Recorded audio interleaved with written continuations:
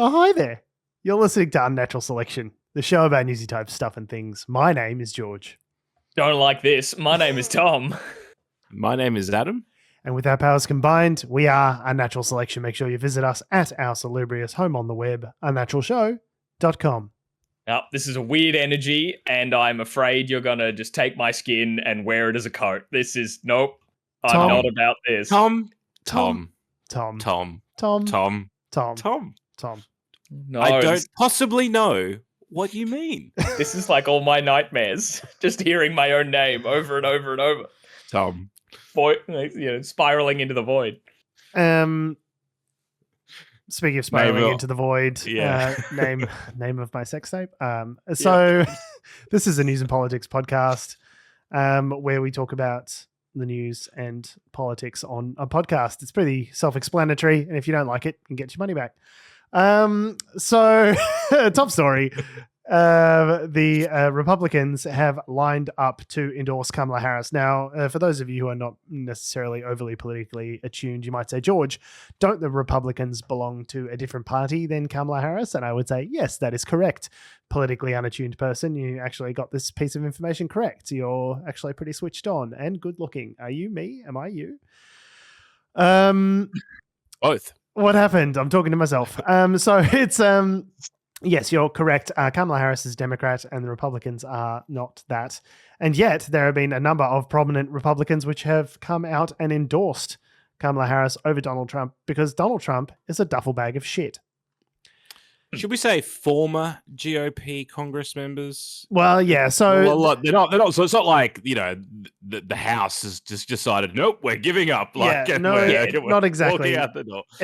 You're right, Adam. That the majority of these people are retired or former, like Congress people, or But there are some current, some people that are mayors. There was a mayor in Arizona, in a border state, who's a GOP mayor.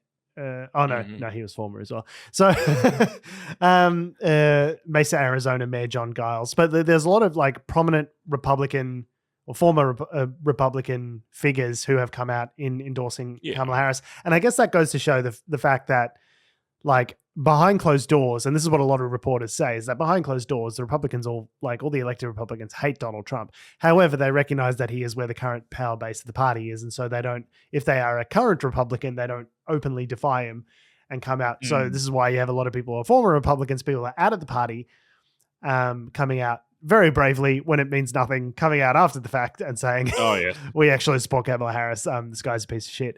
But they're warriors, George. Every single one of them are warriors, very worried. But it does include prominent former Republicans like Adam Kinzinger, who sat on the committee with Liz Cheney, investigating the January 6th, during the January 6th committee, whatever it was, to sort of investigate. People like him are coming out and open. Adam Kinzinger is pretty conservative. He's one of those guys that'll go on a Comedy Central show and they'll be like, now, Adam, I don't agree with you about much, but you're right on this one thing. And he's like, I might be a conservative shitbag, but democracy is pretty cool. Adam Kinzinger is a big name. There have also been others, and not just in marginal states, but also some Alan Steelman of Texas, obviously a very conservative state. They're the conservative Republicans. These are not people who are I'm a marginal Republican. I'm a marginal Republican that could kind of go either way. I'm a moderate, sort of thing. No, these are people who are serious conservatives that are we are not backing Donald Trump. Including people who served under Trump in the White House. Yeah. So this woman, Olivia Troy, who was part of the communications team under Melania Trump, said, as someone who served in the Trump White House, I witnessed the destruction and chaos firsthand. A second Trump term will bring more turmoil. As a lifelong Republican, I may not agree with Kamala Harris on everything, but I trust her to protect our freedoms, uphold the rule of law, yada, yada, yada. So, obviously openly endorsing Kamala Harris, saying I'm voting for her, and then the hashtag is Republicans for Harris. So when we talk about, direct quote as well, yada yada yada, yada yada, but so on and so forth was actually included. So I think that's pretty important when you these are the so kind of Nikki Haley voters. Remember we were talking about the Haley voters for Kamala that we talked about the other week. I think there is a really serious contingent of like never Trumpers within the party, and they may only make up like 15-20% of the party who are people that really don't want Donald Trump and are willing to actually endorse their opponent in order to get there. But like 15%, 10-15%, like if those people stay home even, or if they, vote for Kamala, like that is a pretty, in an era where of political polarization, where many elections are won on fractions of a percentage point in a handful of key swing states. Like I remember the Pod Save America guys were talking about how Joe Biden, even though he won the popular vote by like millions of votes, in terms of their electoral college system, it was 40,000 votes in a handful of key swing states that meant the election swung towards him and not towards Donald Trump. 40,000 votes. I thought anecdotally this election, they're saying, comes down to like 100,000 votes. Like across like votes 5 swing states, like across Pennsylvania, Wisconsin, maybe Arizona. Like there's Georgia, obviously. It's all the same states as it was last time, right? In terms of like the key kind of battleground states. And if you can get 10 to 15% of the party to come to your side, or even just not to vote on the Republican side, like that could be enough to sway the election. That's what I mean. That's why even though list of former like people, so it's not as big an impact as if like sitting Republicans were doing. I'd love if Mitt Romney took a swing. Like that'd be great. It'd be crazy, right? But I guess the reason that this matters is that like if these people can influence people who aren't Democrat supporters, but to at least in this instance support the Democratic candidate, because or just not vote for Trump, or not vote for Trump at all, can really swing it. It's why we'll get to him later, but characters like RFK Jr. are such a big deal as well, because while no one expects him to be president, garnering enough support can really decide this election. Yeah, well, apparently where he gets that support, right? There was a call that was leaked, I think it was from the RFK campaign, where he'd had a conversation with Trump about joining his ticket, because I think they were worried that initially it seemed like unclear who he was pulling more support from, the Republicans or the Democrats. And it seems like, from what I've heard and read recently, that it's becoming increasingly clear that he's pulling more support from Republicans because of the anti-vax stuff and all that sort of stuff. Yeah, so I'd say we'll get to it when we get to RFK, I suppose. Oh, but, but there's a batshit story on that as well. But like his campaign leaked a call, I think it was between him and Donald Trump, discussing about making him potentially the health secretary, which is like crazy. Like that they would even like entertain a cabinet position in Trump's administration for the guy who's like notoriously psychotically anti-vax to be the health secretary is like actually straight up bananas. But but if he can pull enough votes away from Kamala, but the idea was a Trump presidency, then he's done his job. So that's the idea, is though, I guess, they saw him as such a threat, pulling votes away from Trump, that they thought it might be more useful to have him inside the tent. Now, initially they were like funding and promoting and helping RFK because they thought it was going to take more votes away from Biden, which it looked like it was initially. And now I think the Republicans, the Trump side has like a lot of regret about the candidacy of RFK, because even polling at 6%, which is what he's doing currently in a 3-way race, down from something like 15%, 20% earlier on, the damage would mostly be done to the Republican side. So I think they're kind of like freaking out about that a little bit now, which is interesting. That's right. But really, they're not after RFK support. They just want the brainworm. Oh, I thought you said I thought you were about to say the brainworm vote, because RFK does bring a lot of brainwormed individuals. I mean, sure, but also just like the literal brainworm. It was ironically the brains of that whole operation, pulling the strings like Ratatouille. Getting like real Frankenstein's monster kind of vibes from this guy in terms of like how he's been created. Well, technically, Frankenstein, the doctor, was the monster. If you think about it, Frankenstein's monster was just a guy. Ooh. Yeah, it was just a Shakespearean speaking guy who like narrates the novel, kind of. If I understand. Yeah, the real monster was the doctor all along. Speaking of just a guy, Kamala Harris has named her running mate. Has picked just a guy. So if just a dude, his name is Tim. Has picked Tim, a Midwestern white man, just big dad energy. Like big Minnesotan dad energy. So governor of Minnesota, Tim Walz, has been selected as Kamala Harris's running mate, and he as Tom said, just massive dad vibes. Yeah. He seems like everyone's embarrassing dad. And that might just be exactly what the Kamala Harris campaign needs. It's just some there's literally videos online of him teaching people how to replace car parts and replace washers, and he is and the attack that the GOP have gone after him with is that he's radical and he loves trans. He's big on the trans world. He loves everything to do with trans. They're calling him Tampon Tim because one of the things he instituted as Minnesota governor was having tampons in school Jeez, how dare bathrooms. And it's I know. It's just it doesn't turn you female just by touching a tampon, right? It just exposure to tampons that's not how it works. And actually, speaking on that, I thought it was interesting in some of these endorsements for Kamala just before. Sorry, mentioning that Tim Walz has done things for the pro trans community. That Adam Kinzinger's Kinzinger, sorry, I mixed him up with Kissinger for a second there. His tweet putting out his support of Kamala Harris, I thought was interesting that it says that conservatives believe in the Constitution, not a quote unquote man's ego. And they try to soft launch a bit of a transvestigation of Donald Trump. Is that what I thought that was weird the way they had mans in quotes. In the tweet put mans in quotes he's questioning that. No, I think it's just that questioning his manliness rather than his actual manhood. I think he knows what he's doing. I don't know. I just think come on. It's they're doing it to Andrew Tate now, which is fantastic, and no notes. But anyway, back to Tim Walz. Famously, Andrew Tate, a piece of shit. Fine with it. So here's Walz being announced, his acceptance speech for the Kamala Harris ticket. And it seems by everyone's, from everyone's reckoning, basically a great choice, and the Republicans don't know how to attack him. They're he wanted free school breakfast and lunch for poor kids. And everyone's that sounds great. Cool. Is that a thing we can ask for? That sounds amazing. Yeah. Anyway, so here's Tim Walz's acceptance.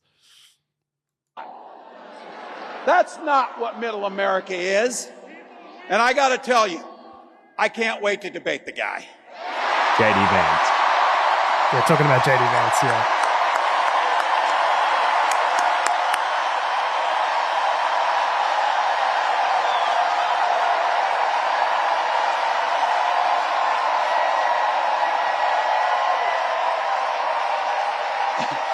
Lots of clapping. That is if he's willing to get off the couch and show up. So, you see what I did there? Oh, see what I did there? The history books. That's such a dad joke. He couldn't help himself. See what I did there? He plays with his ear a lot, I've noticed. It just does this little ear scratch thing. It's a weird. Apparently, before this, he'd never done a teleprompted speech before. This is his first sort of big engagement like that. Wow. Yeah, I know. He did great. So, I've seen them attacking him about his military. He served in the National Guard, and they're for 24 years, and then he puts in his notice to leave 2 months before the Iraq war was announced, and they're see, he's a fucking draft dodger. And it's no, no, he's not. And good luck attacking military families. See how far that gets you in middle America. What the fuck are you talking? The guy served for 24 years. He was also the man who coined they're just plain weird that we talked about last week. Well, he says he wasn't. He says he wasn't. It wasn't a line of attack. He just it was an observation, which is even more brutal to my ear. It's just I'm not even trying to be mean. It's just that is just something I noticed about y'all, is that you are incredibly strange. It seems probably the most fruitful line of attack I think would be for the Republicans. Not that, I'm sure Frank Luntz, GOP strategist, is not listening to this podcast, so I think it's fine if I talk about it. But it's probably the most fruitful line. The copyright TM, can't use this. That's how it works. You just say TM, right? The most fruitful line of attack against Tim Walz, I think, would be probably around his law and order. So he was governor in Minnesota when, the George Floyd riots happened. And so I think for the Republicans that are really focused on that kind of law and order messaging, that's something they could probably go against him with, is that he waited too long to call in the National Guard and like bring a heavy-handed police presence down. Whether you agree with that or not, I think that's under they'll spin it. An issue of some debate. But yeah, like regardless, like I think Pete Buttigieg said, like, yeah, no matter what, they're going to call you a communist. So like, may as well like do some communist shit, I guess. It's like, may as well like try and achieve something, and like they're going to levy these law and order, the border, the economy. These are the kind of lines of attack that they're going to levy at any Democratic person in this position. So may as well try and lean into it. I don't think it's going to be overly effective, because it's like, okay, who gives a shit what happened 4 years ago? And also like, he's like a gun-toting, like for all the progressive policies he's instituted in Minnesota, protecting abortion rights. He was the first governor to come out and sign a bill to, protect abortion rights in the wake of Roe v. Wade. But he's also like suggested gun. So even though he's a gun owner and like a hunter, he used to be a big gun advocate, but then the Parkland shooting, I think it was the Parkland shooting, one of those big, gun events and massacres happened in the US, and he sort of changed that position as, pushed for, moderate, sensible gun reform since then. So it's like, I don't think any of these lines of attack are going to work. This whole like radical leftist, but he looks like a classic Midwestern dad. Yeah. There's a clip of him. Pictures of him here in like a, comfy like Parker jacket, a cap in front of a tractor and an American flag. Yeah, the man is aggressively American. He has come from America. American dad. American dad central casting is where this guy has come from. So I just don't think it's going to be and like obviously for those who are concerned about Kamala Harris, being a black woman and how sort of certain areas in the Midwest might react to that. Obviously, this balances the ticket to some degree. And you've got, an old, don't be afraid, racists. There's an old white guy waiting in the wings. Like, it's okay. And there's a thing I kind of like, because I was talking about this with my wife a fair bit this week after he was picked. My wife. I didn't spend thousands of dollars to keep calling her my girlfriend. Hey, buddy. Hey, buddy. My wife. That's my wife. My partner. Yeah. No, didn't spend the money to not be able to drop the my wife now. I didn't kill my wife. She says I get one a day. I can drop the my wife and the Borat voice one time a day, and I've used it now. Does it reset? So, Alice, when you're listening to this in the future, me saying it on the show when you hear it in your ears later on does not count as my one for whatever day it is that you're listening this. So thank you for this message. I love you. Anyway, what we were talking about. So I have a question. Sorry, just before you move on. No, so go ahead. Is it per 24-hour bit? Like, does it reset at midnight like Gremlins, or does it is it once, I believe, 24 hours from the time you say it? No, see, I think it resets at midnight. It's once per calendar day, I reckon. So I could drop it at like 11:55 and then again at 12:05 and have like two in the space of 10 minutes. But then I do sleep and still have to hold off on saying it until I pass another midnight. So that is pretty tricky. So it's really although maybe there's bouncer rules of like, you haven't slept yet, so you're not 18 until So it could be that. I'll discuss it with her and I'll let you know. Anyway, if you still care by No, I appreciate that. Thank you. And we'll what do they say? We'll come back to you on that. Yeah, we'll circle back and we'll take that offline. We'll pop a pin. Anyway, there's while be skeptical of pretty much every politician. I'm sure there'll be like something terrible about him or policies that are awful that pushes whatever agenda. But there's a lot of clips or like of things he's done in his official capacities as the governor that are very sweet and cool that I reckon will work for a lot of people. Like they named a section of highway or freeway in Minnesota after Prince, because Prince was from Minnesota. Nice. And they did it at this big ceremony that had like the Prince symbol up very there. Nice. Everyone was in purple. He signed it in purple ink. Like all this. It was a very like, that's cool, man. Was there purple rain happening Prince. At the time? Maybe. But then also there was something, I think, on the free school lunches or like, policies for the school kids and all that sort of stuff. Like the footage of him doing it is like after signing it and being like, it's now law. And the kids are all really happy. And they come up and they hug him and like high fives. And it looks like And it's not weird like the Republicans would make it. They're all like, the kids seem to really like him and he gets along with them. And he's all like, oh, this is all nice and fun. It looks really like wholesome and lovely. Wholesome. It's like, good luck. Good luck making that guy look bad unless you've got some like atom bomb of a scandal. What's the line of attack? Like, oh, you gave kids lunches. Fuck this guy. Like, right? We fucking hate this. Handout. If you phrase it as handouts. Sessions with pedophiles, I'm sure they'll have some sort of linkage. There'll be some fringe theory that'll start to evolve on the internet. I feel you phrase it as handouts and the conservatives will lose their minds because that's just how they operate, right? Mm. So there we go. Now we know who the running mate is. The vice president running mate. It's affected the polling, George. It has. Thank you for an excellent segue there, Adam. So 538, which is a website which tracks these sorts of things, has got a... Not the time. Sorry? It's not the time. 538 isn't the time. It's a website. Oh, no, that was a great... I really appreciate you stopping the momentum of what I was saying in order to like inject that fucking priceless joke in there. So thanks for that. Yeah. We'll put a ribbon around that. Yeah, great. And edit point. So 538 is a website which tracks the polling averages on a bunch of different metrics. So it sort of takes a bunch of different polls and sort of puts them through an algorithm and then sort of gives sort of percentage likelihood for all the national polls, the poll of polls, as people call it.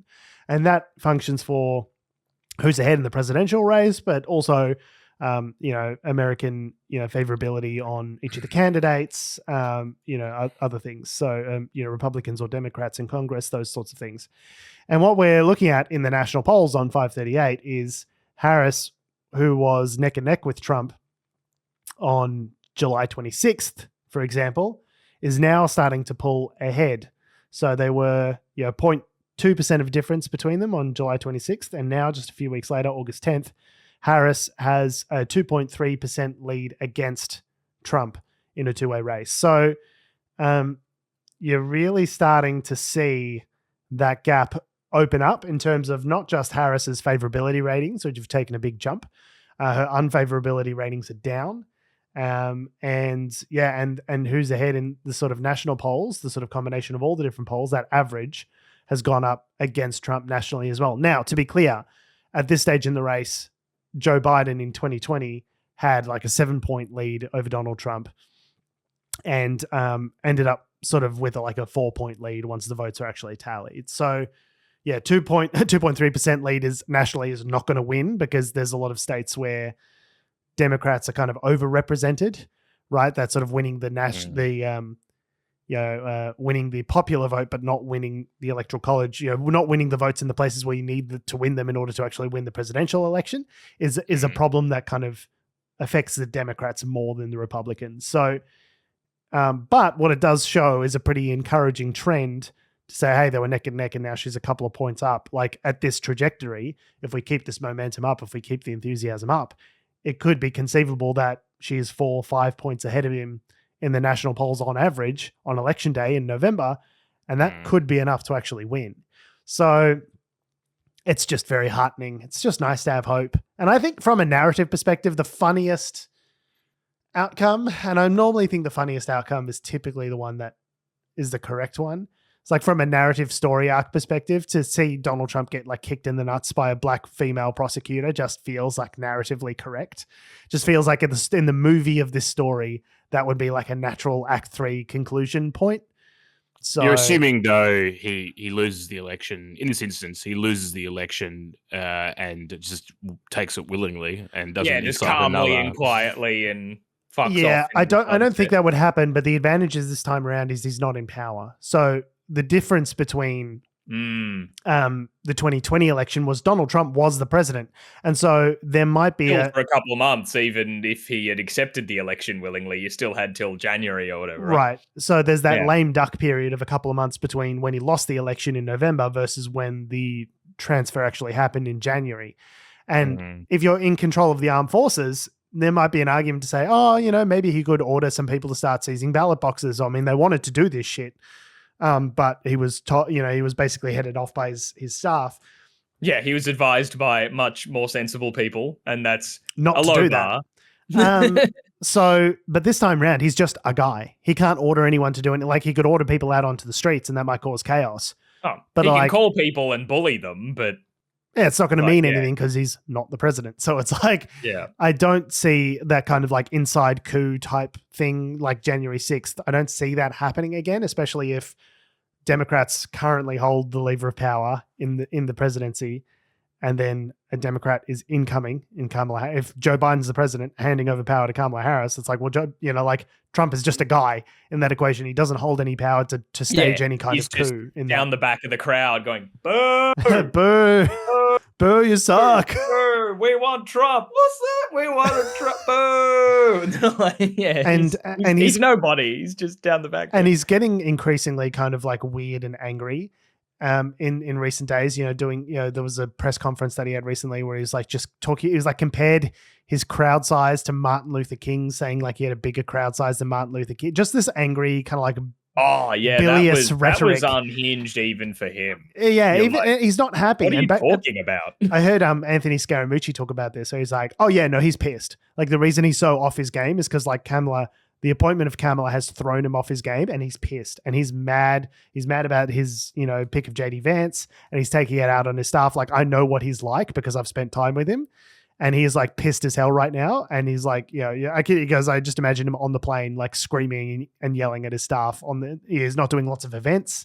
Like, if you want to win a presidential race and you're in his position where you're now losing, you need to be doing like 3-5 events a day in order to like keep the momentum up. You need to be shaking babies and kissing hands. Like all the other way around. You need to be out everywhere. You need to be everywhere all the time doing a bunch of stuff. Instead, he's like babysitting JD Vance and Clinton. Do you know how much of a fuck up you need to be as a vice presidential candidate if you're having interviews with the president or with the presidential candidate? Like, the whole point of the vice president is that you work together as a team. I'm going to go attack these states, or you go attack those. Instead, JD Vance is sitting next to Donald Trump in interviews like I would sit next to my dad in business meetings, sitting and smiling and nodding. It's like, what a waste of time. He's meant to be an asset for you, campaigning on your behalf. Do you know how much of a fuck up you have to be to get Donald Trump to have to wheel out and clean up your mess in terms of your public statements and speeches? Yeah, Donald Trump's doing the interview and JD Vance is just there, like, licking his lips, looking at the ottoman. Just, They are, so that I believe both parties are currently doing a few Midwest or sort of Rust Belt campaigns at the moment where they're actually going, and they're flown in. They're trying to like go to the same states at the same time kind of thing. And they're sort of going around trying to actively compete. But yeah, I'm not sure what the actual event schedule's like for each one. But he's got an old man events schedule. And I think initially they were very comfortable with that because that's who they were up against. Biden also had an old man event schedule, to the extent to which some commentators were saying like, we hope that the Kamala Harris campaign can kick it up a notch because they were used to running this old man Biden campaign. Like, he didn't obviously have the stamina to run the kind of like very aggressive campaign that needed to be run. And they're hoping that, with the addition of Kamala Harris, who's got a lot more energy and stamina, that they'll be able to start doing, 2-3 times the amount of events and like whether the campaign had the infrastructure to like pull off such a rapid increase in terms of the amount of stuff that they were doing. So, I mean, it's looking better. I'll be honest. My anxiety has been a lot better lately. And I don't know if it's related, but it seems related. Yeah. At the very least, this will just maybe, it's like at best case scenario. So let me rephrase. Like, best case scenario, this is hope. And that, maybe, not so doom and gloom. And that, those of us who are kind of pretty resigned to, we're in the worst possible timeline and Trump's going to win. Maybe not. Like, things are looking better. Things can turn around. It's great. We haven't had the October surprise yet, but let's worry about that later. But yeah, things might get better. But then at worst, if Trump wins, it's now going to feel a shit ton worse. Because we had hope. We had that fucking glimmer of hope. So I did say in our chat like a week or two ago, I was like, is this hope? Is that the word we will use? Yeah. This feeling deep inside. I haven't felt this in like 4 or 5 years. Dark, so dark. Speaking of dark, Alan Joyce, moving to Australia, Alan Joyce, who's the former Qantas chief executive officer, has had his $1 million payout cut by tens of millions of dollars. Oh no! No, Adam, wait! Qantas, we need to give this the proper respect it deserves. Ready? 1, 2, 3. Oh no! Okay, we fucked that up, but that's fine. I was more thinking. Thank you, Tom. Thank you. I forgot I allowed you guys to have control of the soundboard. I mean, a decision I generally regret, but shit. Yeah, something that's worked out in this particular instance. No, with great power comes great responsibility. Yeah. I think revoke Adam's access. Yeah. Get fucked. But yeah, so Qantas put a statement out to the Australian Securities Exchange the other day, and they basically said, his payout's going to be slashed because allegedly, this is the reasoning they've given, is that Qantas has lost its High Court battle over illegal sacking of ground staff in 2020, and they actually settled their recent case with the ACCC over flight cancellations. So as a result of that, I think he's been reduced, was docked by 9.26 million. So originally it was going to be around 23.6. And now I think it's going to be, where are we? There's lots of numbers. 14.4? 14.4. That's it. Is that what it was? Poor guy is only going to walk away with $14 million. Oh, ouch. And, he's only made $125 million over his career. I mean, he's going to be pretty hard up, I think. My God, yeah. Basically, this is going to throw him into destitution. Might have to start an OnlyFans. Like how else is he going to get by? Like an Olympian. Yeah. I don't know if you guys saw all that news. There was I've the Olympians are saying like, hey, outside of sponsorships, if they all dry up, we don't get paid jack shit. And a lot of them are posting thirst traps on OnlyFans to support themselves, which power to them. You know what? If you're spending 6 days a week putting your body in peak physical form, you go for it. If I was shredded, I'd do nothing else. Yeah.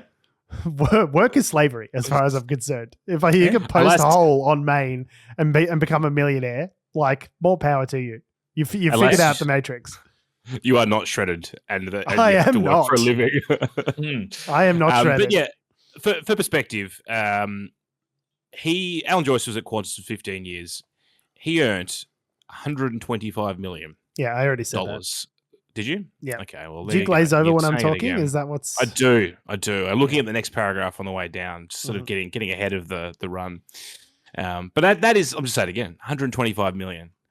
It's a lot of money. $125 million dues, Tobias. It's a lot of cash. Qantas, and he left Qantas in a perfect position. The guy nailed it. I mean, a perfect 15-year career with autocratic top-down control. And the board, who have described themselves as having mismanaged the process, mistakes were made. Just flawless victory, and good on him. Should have been more.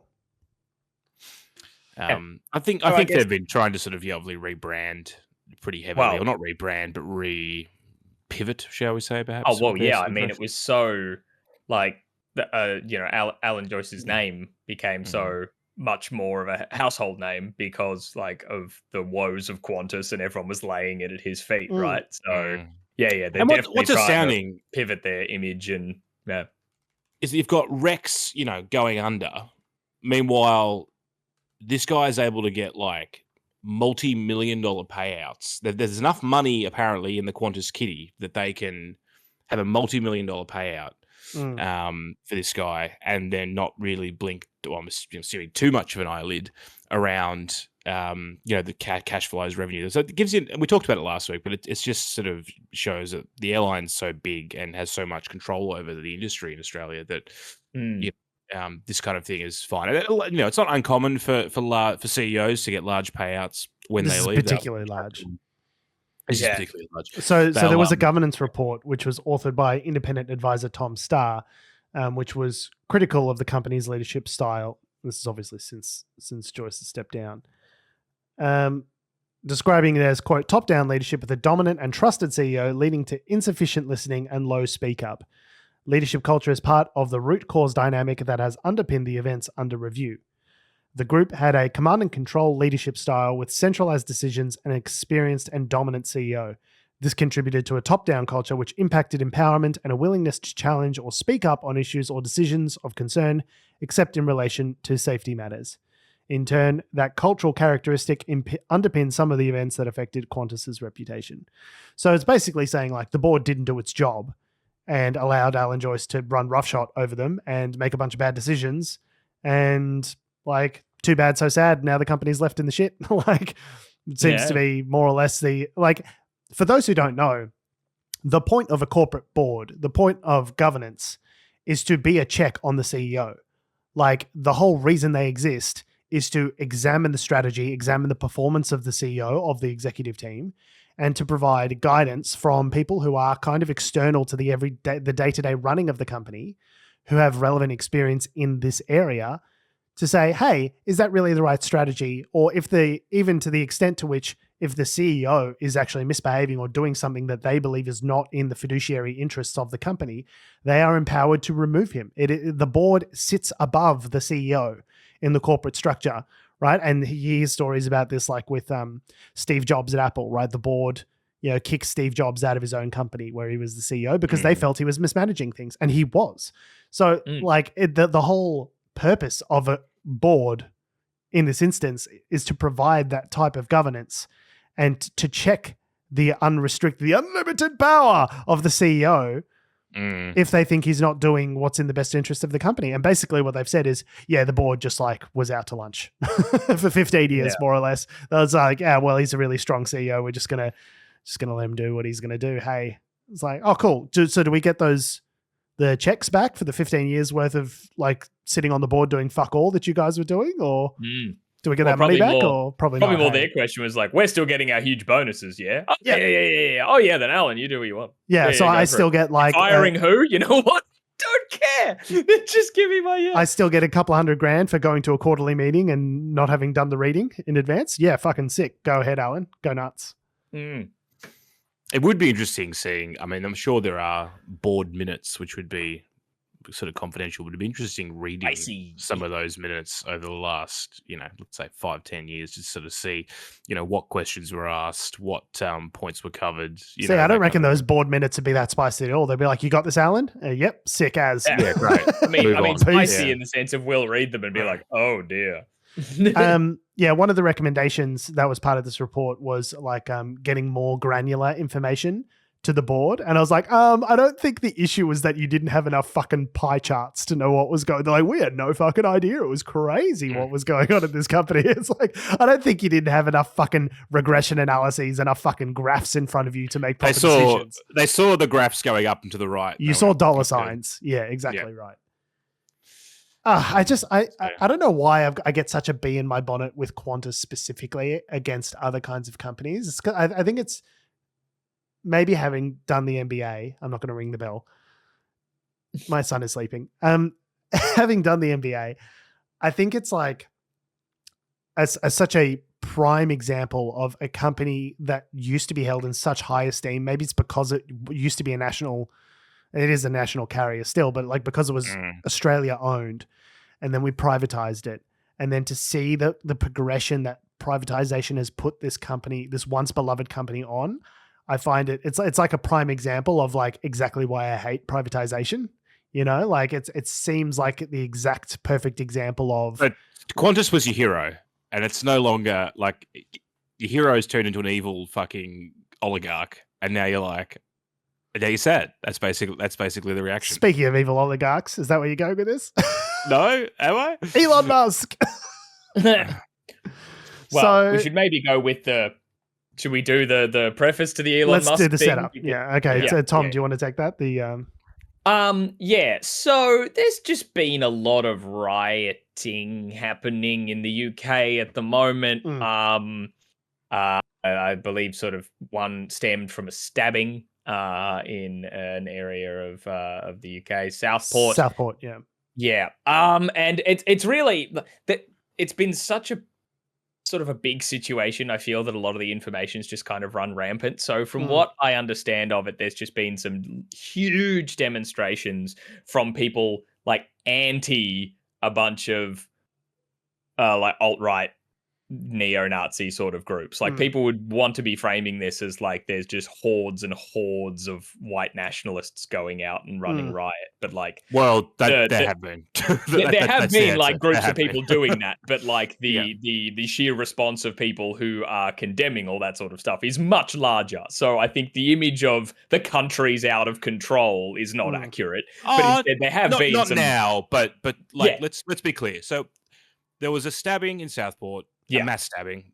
3 children died. And so, then, it was a 17-year-old guy went in, and I think there was 3 that ended up dying. So it was like a kid's like dance and yoga class, Taylor Swift themed, like bracelet making, like the most innocent sort of shit that you can possibly imagine.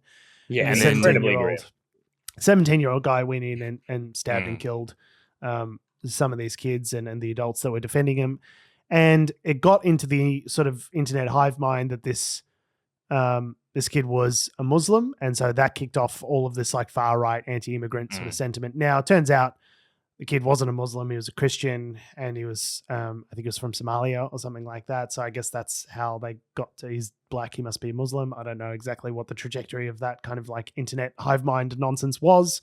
They don't need much, but yeah, basically kicked off. Hang on, back up. He was born in Britain. I'm sorry, like this. Whole thing is a massive. But front. I think he was like of Somali background. Whatever. But regardless, the point is he's a naturalized citizen. Like where someone is from is not the point in terms of the commission of a crime. Well, it is for the purposes of the fact that we've spoken about this previously. These far right groups, particularly these Facebook groups, which half are run by fucking Russian proxies. Which get amped up on Elon Musk's own website, no less.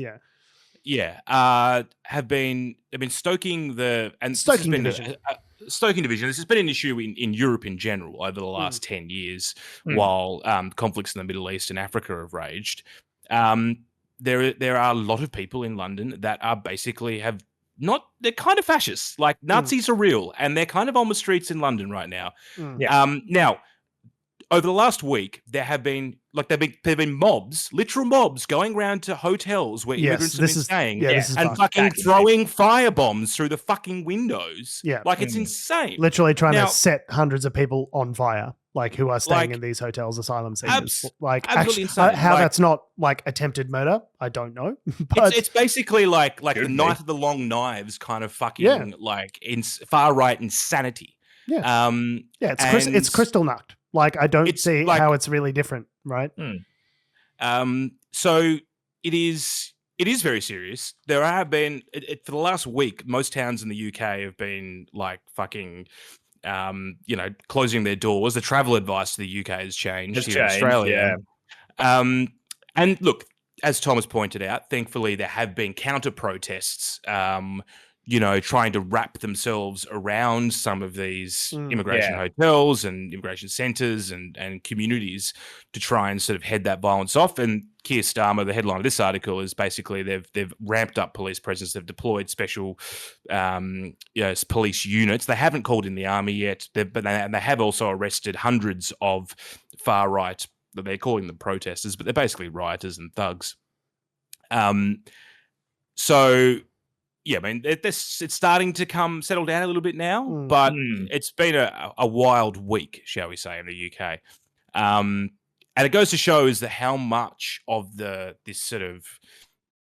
fascist, those kind of Facebook groups that are like, Britain First and all these kind of like crazy groups that are basically, how much of, like, we call them crazy, but there are a lot of people that are fucking just like drinking the Kool-Aid and are tarring not just this particular issue of the stabbing, but also like using it to just, show their angst or whatever for other political issues around immigration and the concept of Britain being watered down. It's the same movement that basically started with Brexit, right? It's the same sort of through line. I mean, this is not a new strain in UK politics. I mean, you think about George Orwell and what he was writing in 1948. Right.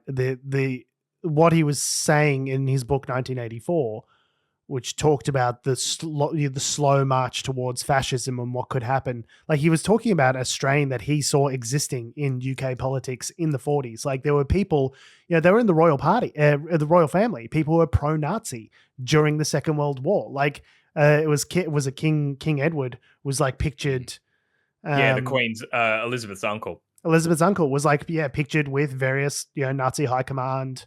With Hitler himself. With Hitler. Like, it is not a new strain in UK politics. You look at, Nigel Farage and, UKIP and that whole movement. Like, this has been simmering and sort of bubbling away under the, sort of the veneer of UK politics for many decades at this point. So it's not as though it's just kind of like popped up all of a sudden recently. I think if you look at, a lot of these, there's other examples as well, but like, the point is, it's not new, right? It's been around for a long time. And I think the most concerning thing is that it shows that all you need is an inciting incident, and it doesn't even need to be, in this case, a real inciting incident. And obviously it was an outrageous crime. It was horrible that this guy has done what he's done and hurt these people.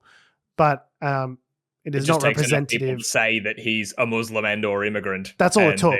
The hate was already there. It was ready to go. And even though people must know at this point, still writing. They're still exactly. They'll go, that must be the media trying to spin it, or like it's a conspiracy. Like they're trying to don't tell us what we don't know what we know. Like, they must know at this point that it's not true, and yet they're just like, we started, so we may as well. We may as well have the race war. We, I booked the sitter until 6, so I already have this brick. I might as well throw it through that window. What am I going to do? Not throw the brick?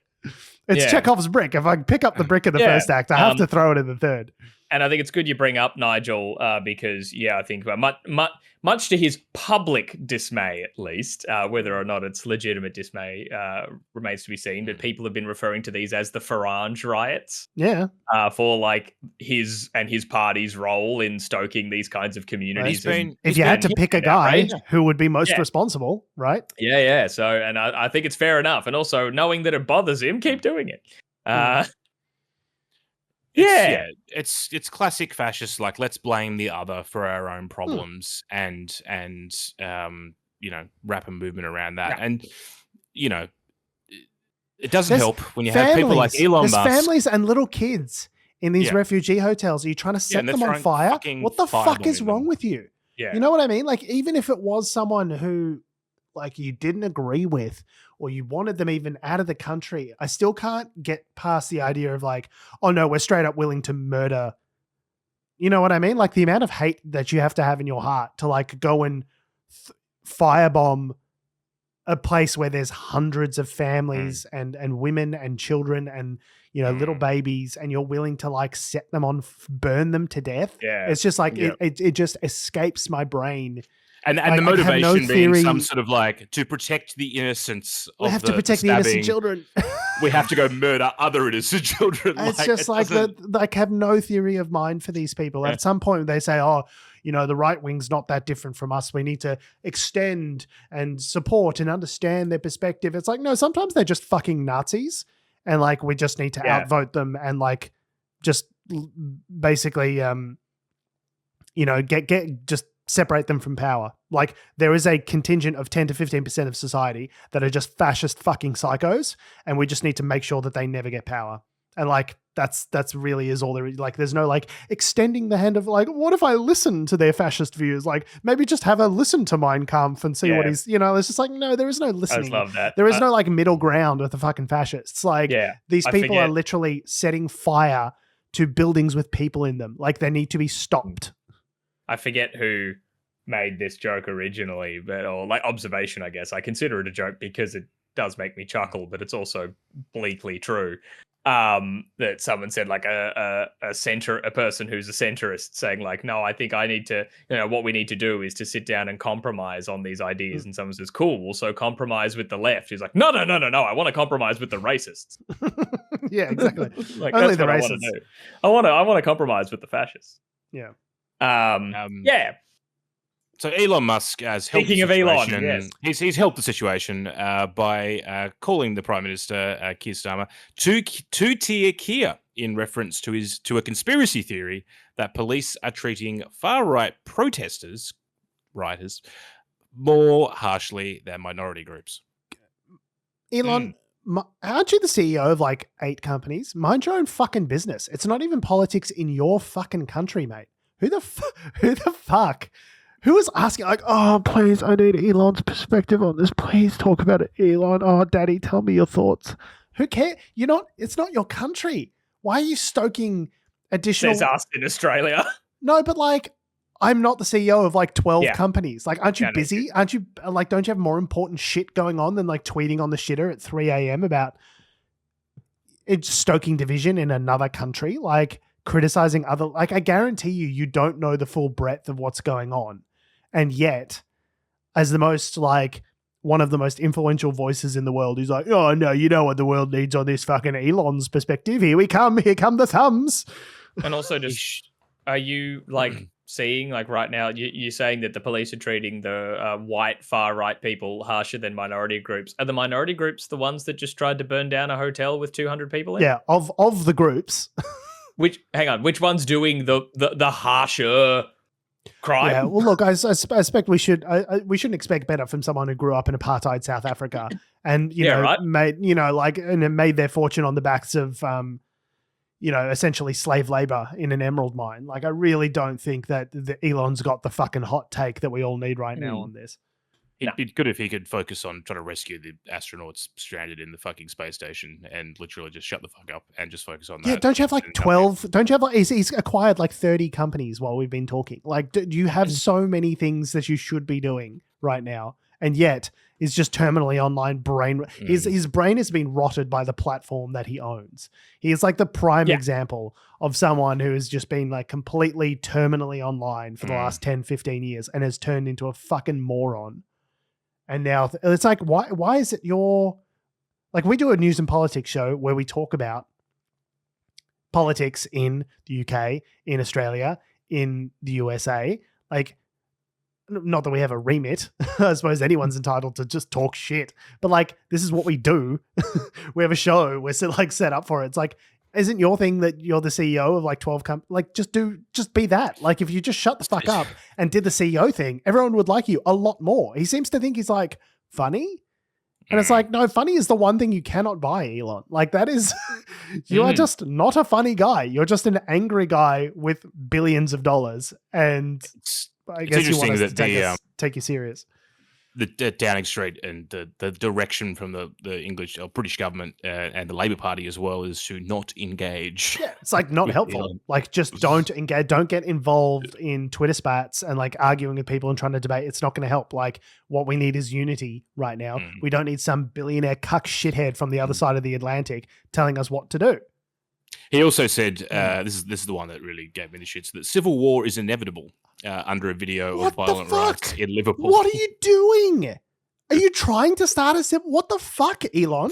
You're trying to start a civil war in someone. If you're worried about civil war, maybe turn around and look at the United States where you're based.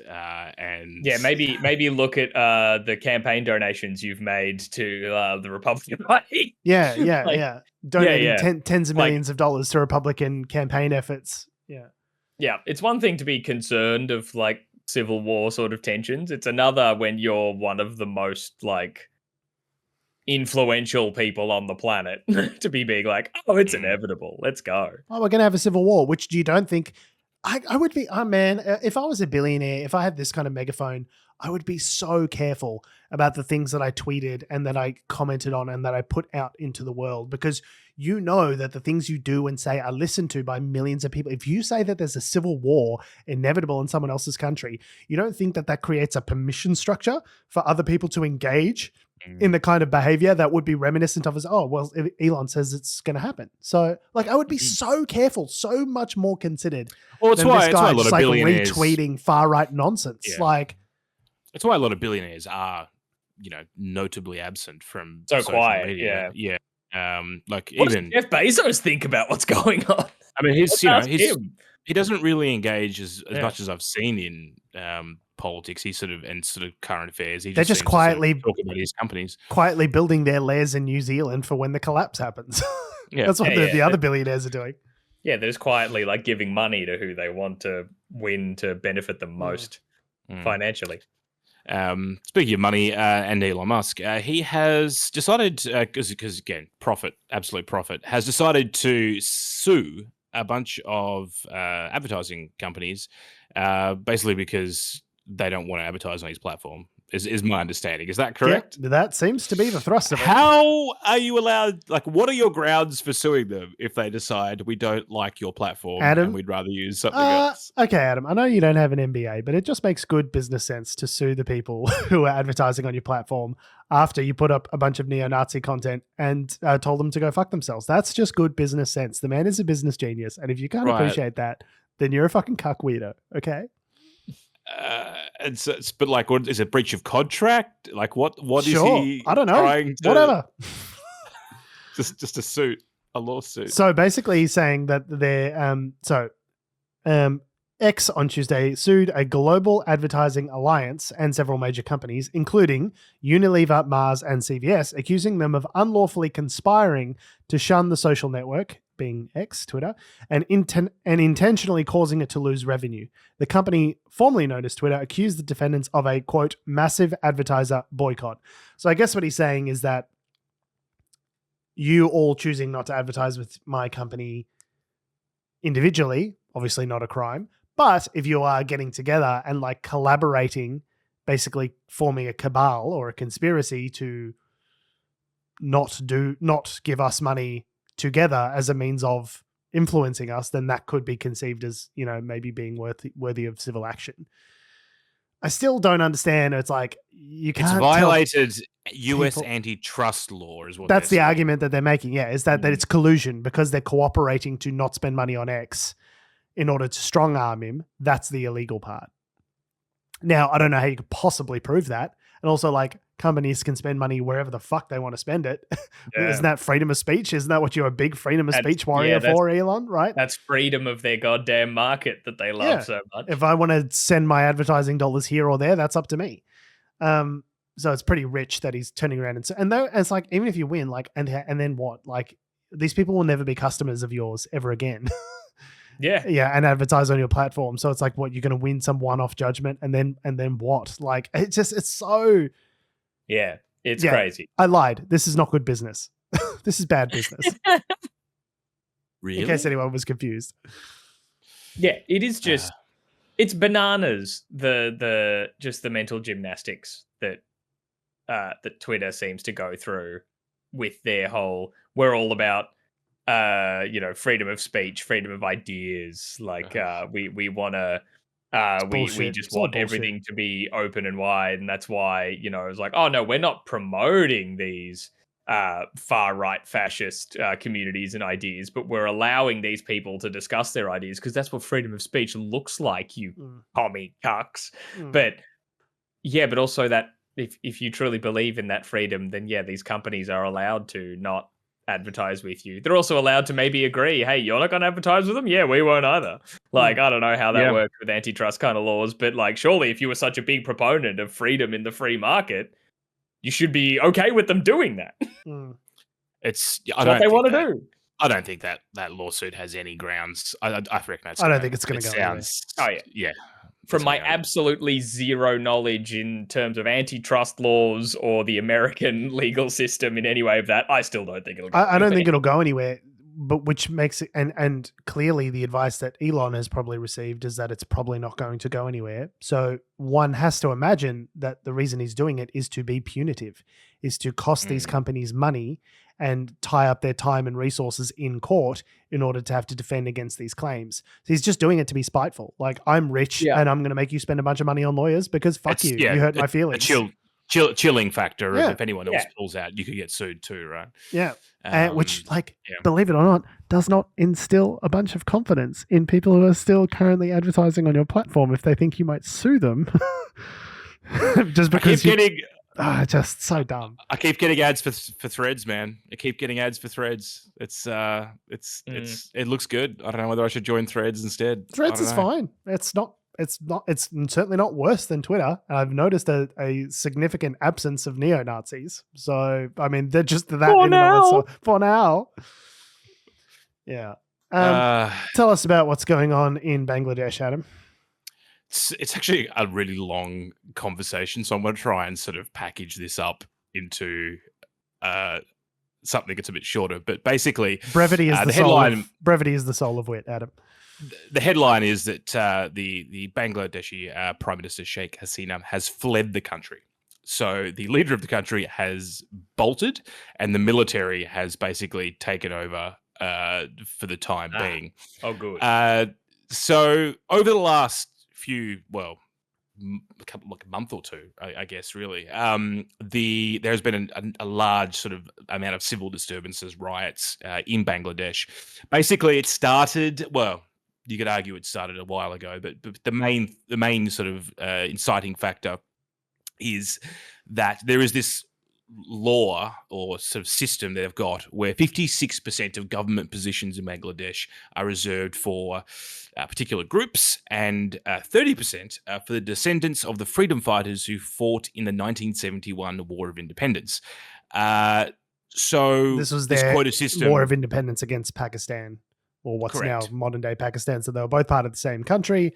There was a lot of influence being exerted from modern day Pakistan into Bangladesh. And there was, essentially a revolution where they, a partition after partition where they separated and became their own nation. And that was, 1971. So really, it dates back to partition with India or even earlier on. But, there's a whole bunch of... And British colonial rule. British colonial before that. Yeah. So you could go back as far as you want, but it's essentially like a social caste system where it's, a lot of these powerful roles that are in the kind of government hierarchy are reserved for particular groups of people and not others, right? And that's been a real source of tension. It's been it's sort of an enormous barrier to the any civil service position. Like if you want to get a government job, you've got to be basically a member of one of these groups. You got to know a guy. You need to be in the right group. Bangladesh, it's not a highly developed country. I mean, a lot of Western countries actually subcontract all their sort of slave labor, clothing manufacture, clothing manufacturing to Bangladesh. So a lot of it's experienced poverty. A lot of economic development over the last 10, 20 years. Like Sheikh Hasina has been responsible for the growth of the economy, like has overseen what should be a really good period for the growth of the Bangladeshi economy. And yet so few of those benefits have trickled down because of this really stratified, almost caste system. Correct. That people aren't seeing the benefit of those, of that growth, of those, of those developments. And so, So she's, and the weird thing is that Hasina abolished the entire quota system in 2018. And then like 2 months ago, the High Court was like, oh, that's actually illegal. And they've brought it back again. And that's what's kicked off this latest That's kicked off all these this protests, or protests and riots. A bunch of heaps of people have died. Yeah, hundreds of people. 266, 32 children. Buildings are burnt out. Similar to what's happening in the UK, but like worse, I guess, like a lot worse. And so, then they came in and they tried to sort of they put martial law in. There were curfews, and now I guess it got so bad that she's fled the country and the military's have taken over. There is precedent for the military taking over. Like they've had a few periods of coups and counter coups over the years. So it's just something that people should be aware of. It's happening in the world, and it's one of these issues where you've got if you've got countries that are either growing rapidly or that have issues with systemic disadvantage in certain sectors, that if there is civil unrest or if there are issues where this kind of thing happens, then the entire government can collapse and you end up like similar to what's been happening in Africa, I guess, to some extent, except without the Russian influence. It is crazy to me, how quickly a government can go from democratically elected government to essentially being, forced to flee the country. Like it's 1917 Russia. You know what I mean? She's been in power for her government. and her party have been in power for like over a decade. I think. And it's and from what I understand, it's like one of two like political dynasties that have kind of had a grip on power more or less for the last several decades. So it might hopefully mean the end of that like really stratified political system, and hopefully, if I don't know, I'm just always get nervous when like the military is like, yeah, we'll fix this up, we'll seize control for a little bit, like that always just like inherently makes me a bit nervous, but. So yeah, that's what's been happening in Bangladesh over the last few months, and we will wait and see what happens next. Time will tell. Speaking of time, around 10 years ago, a man named RFK Jr. Was smuggling a dead bear into Central Park, as it turns out. So, there's a sentence that doesn't come up too often. Presidential candidate RFK was upstate falconing in upstate New York. Falconing is the art of taking a falcon and getting it to hunt other animals. Fly around and then you take it home. This is a rich person. That is like a billionaire megalomaniac hobby, if ever I heard one. So RFK, as a Kennedy, had a ludicrous upbringing in upstate New York and got into falconry at age 10 or 12 or something like that. Yeah, falconry we're talking about, right? So what is falconry? So you get a falcon and you like train it to like hunt for you. Yeah, you train it to go off and do falcon shit and then to come back to you and then you take it. So it's basically Shogun, where he's like, got the falcon. It's literally Shogun. Yeah. That's crazy. Okay. Cool. Yeah, just getting into falconry, like other anecdotal things. I think he went, I've been listening to the Behind the Bastards have done got a series on him, part RFK Jr. thing. I'm only about halfway through it, but I thought it was interesting that for both when his uncle JFK and his father RFK Sr. died, each time he got taken on kind of like a grief safari, like a sorry, as you do.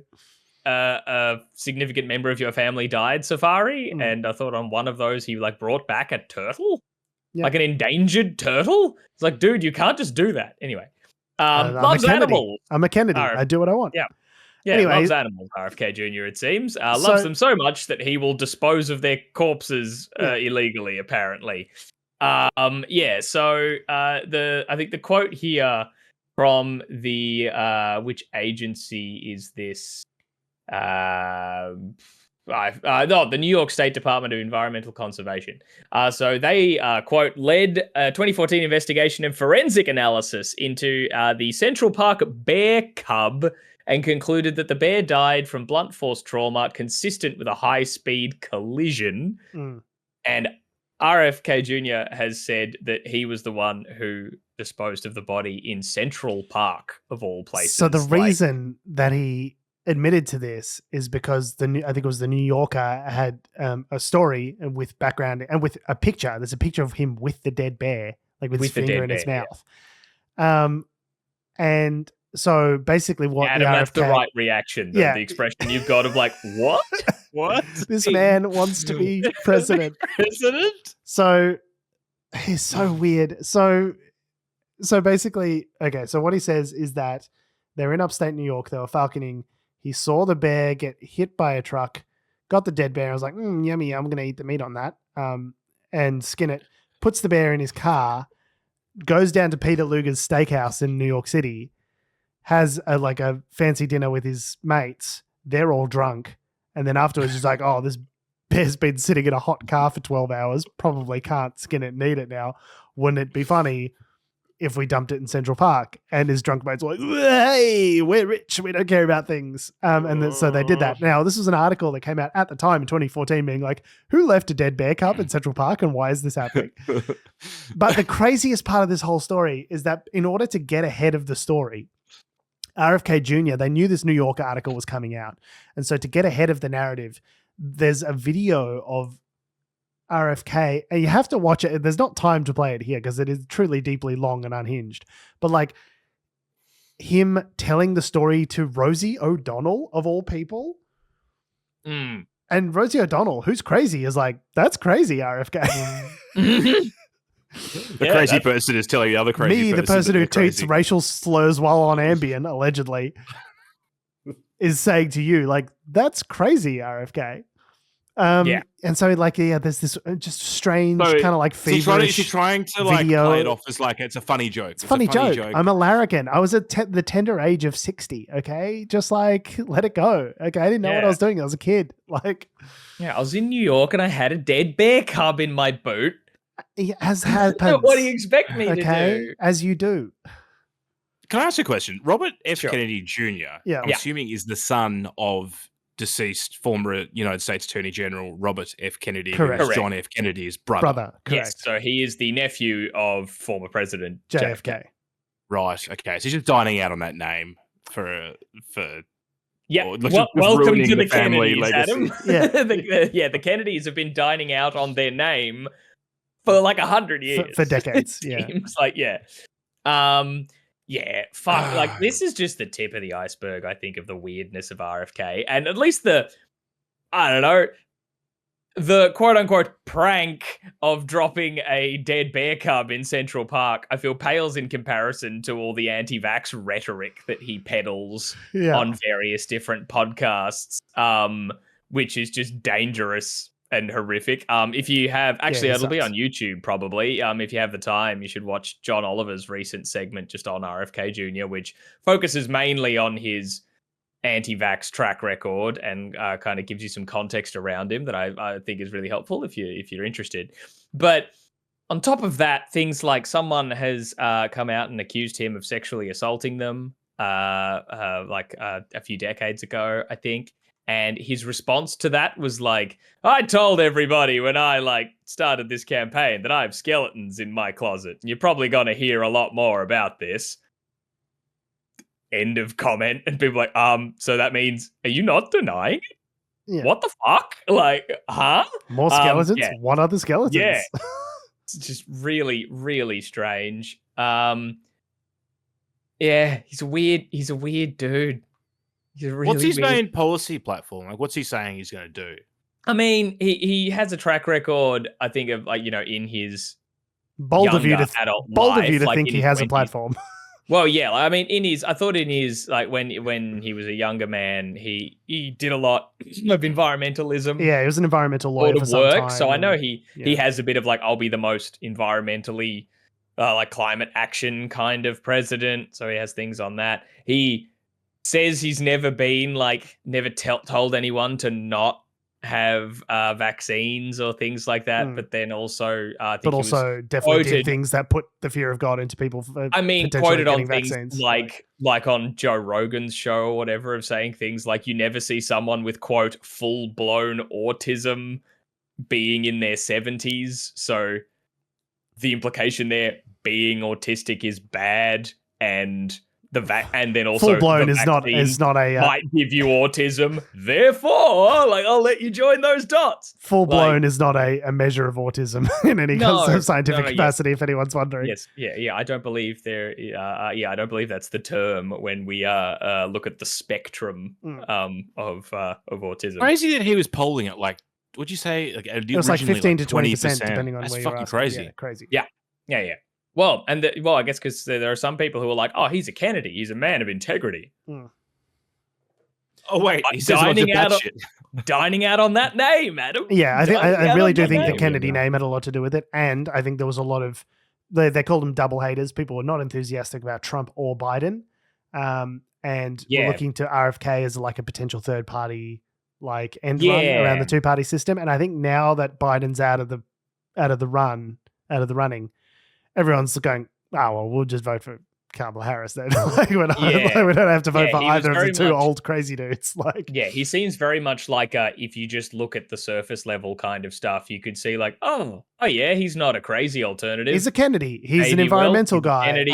He loves the environment. He has my same weird predilection for questioning vaccine, information. And then you get a little further in to be that's quite some anti-vax stuff. That's quite some dangerous. But at the surface level, I reckon if someone just said, "Oh, he's one of the Kennedys, and they're a political dynasty, and he seems to be honest and tells it like it is, has integrity and tells it like it is, and wants to challenge the system, but not in the let's burn it down with a civil war kind of way."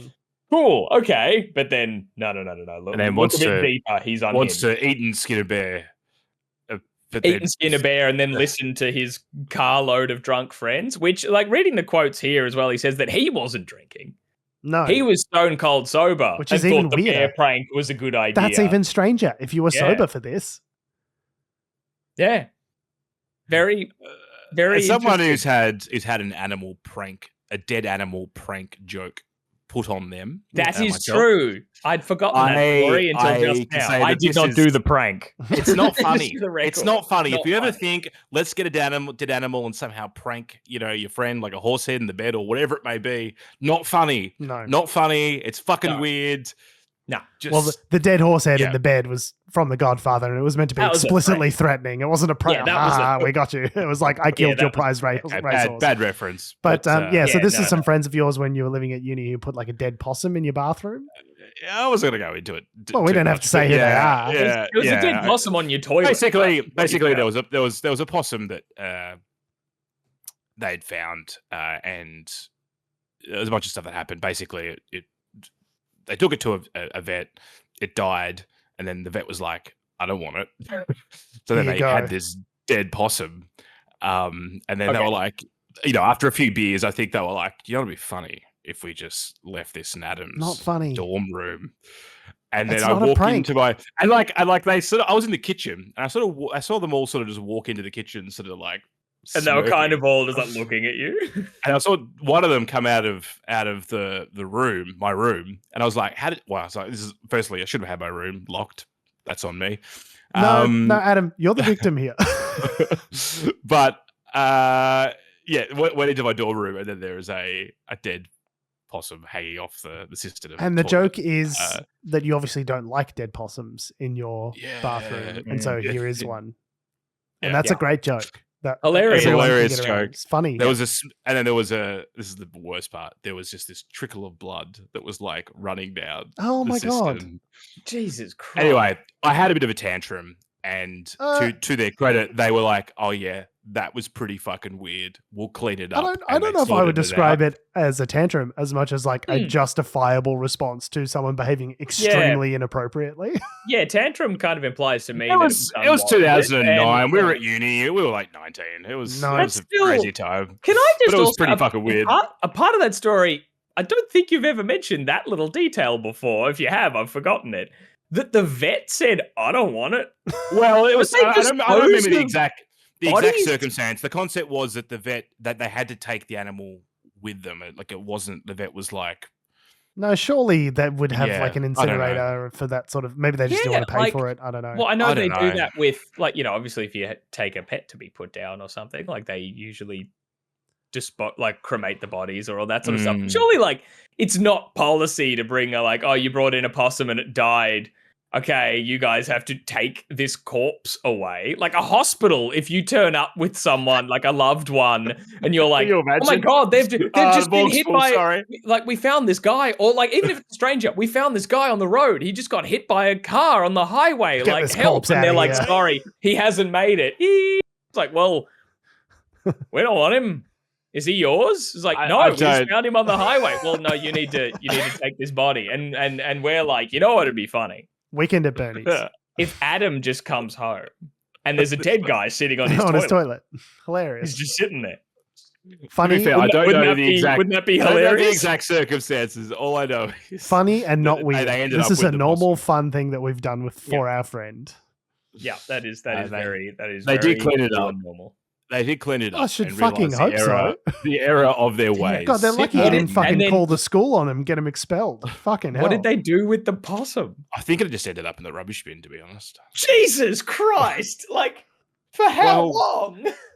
I think he means like an outside rubbish bin, not the bin in the corner of the room. Like when I lived at the uni, can you imagine? When I lived at the uni, throw my assignment out. Yeah. When I lived at the uni dorm, I was quite partial to like a late night cup of tea. So if I just went into the communal kitchen, like poured my kettle into my cup, bob up the tea bag and go to the bin, open it up, and there's just a possum staring back at just me. a single eye, like looking up at you. No. My shit. I think it went to an outside garbage bin, but yes. Jesus I Christ. don't think we had a burial or a funeral for it or anything like that. It Your was dorm set, like, yeah, not to get onto too much of a tangent of just shit only we know about on this podcast, but Jesus, your dorm sounded insane. Yeah. That was fun. Yeah, it was good. Yeah. There's a lot of crazy shit that happened. That's Like, trauma. my dorm was wild, but yours was bonkers. What else did we do? Well, I don't know. My I don't wife remember. I blacked again. out. My wife says she thinks about the person whose party trick was fitting an entire lemon in their foreskin a lot. Oh yeah, there was that. On There that was note, that. we have been, we are, and we glass. always know. Let's. That's enough. On that note, we have been, we are, and we always will be at Natural Selection. Make sure you visit us at our salubrious home on the web, unnaturalshow.com. Make sure you follow us on all the bullshit social medias that have, do, or ever will exist at our handle at Unnatural Show. That's Facebook, Twitter, YouTube, Instagram, and motherflippin' TikTok. Make sure you follow me on Twitter and Instagram at George Tsipos. You can follow me on Twitter at Tom D. Heath. And you can follow me down to my alma mater, to where I'll be reliving the trauma of my early 20s. You had to bring up the lemon in the foreskin, didn't you? Yeah. How did he? Now I don't want to figure out. How did he figure out that he could do that? I mean, I don't know. I guess you just got a lot of time, and just sort of. Adam, You're I could bored. have a million years to myself, and not Yeah. once ever would I think about putting a lemon in my foreskin. It just wouldn't Especially- occur to me. It's especially very not- stretchy. It's No, just a especially stretchy. oh, not- God. Like, I could have a million years, and even if the inclination hit me, not a citrus fruit. Yeah, true. Like, yeah. Are you was it the Like, first? it wasn't a freshly cut citrus. It was a doesn't whole- matter. It was Yeah, a whole. no, it's the whole lemon, but still. They were small lemons. They weren't huge lemons. Like, you get those like Greek lemon trees, and they're just like I am begging you. huge fistful Yeah, lemons. it's No, just these were giant like lemons. small lemons. I'm You can- begging Did he do you. it? Did he do it I need a in front of gap. you, I or just, did you just have his word? I Yeah, just need like a you never know 2-second what gap happened. in order to Alright. edit and then just finish it. Okay. And Okay. stop. Just keep talking. Like, seriously, he did it in front of you.